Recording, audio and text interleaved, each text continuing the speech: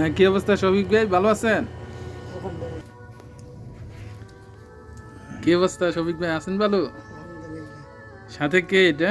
এটা আমার ছেলে ছেলে না? তাহলে ছেলের নাম কি? মোহাম্মদ আইদ হাসান আয়াত। আয়াত। তোমার নাম কি মনু? তোমার নাম কি?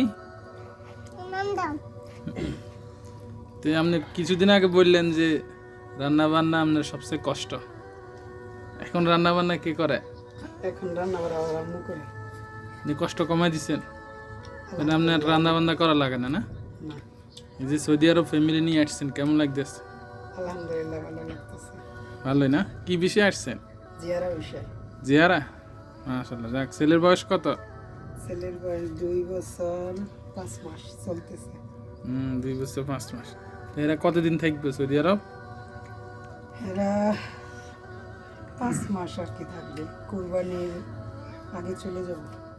জুনের 12 তারিখে 5 মাস হবে। জুনের 12 তারিখে আমরা চলে যাবো ইনশাল্লাহ। আচ্ছা আচ্ছা, যাক মাশাআল্লাহ। যাক, ফ্যামিলি নিয়ে আসছেন ভালোই।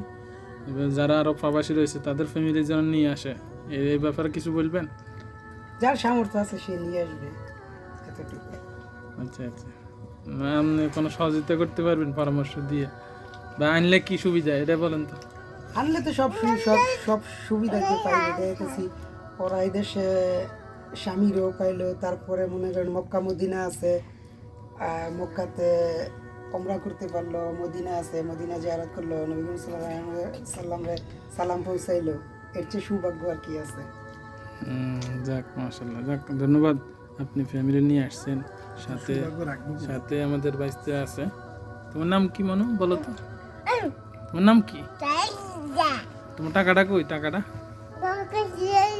আঙ্কেলের দাও না, চাই টাকাটা দাও। তোমার তোমার বাবা কোনটা? এটা কেন? তোমার আব্বুর নাম কি? বাবা কি নাম? বাবার নাম কি? আব্বুর নাম বাবা।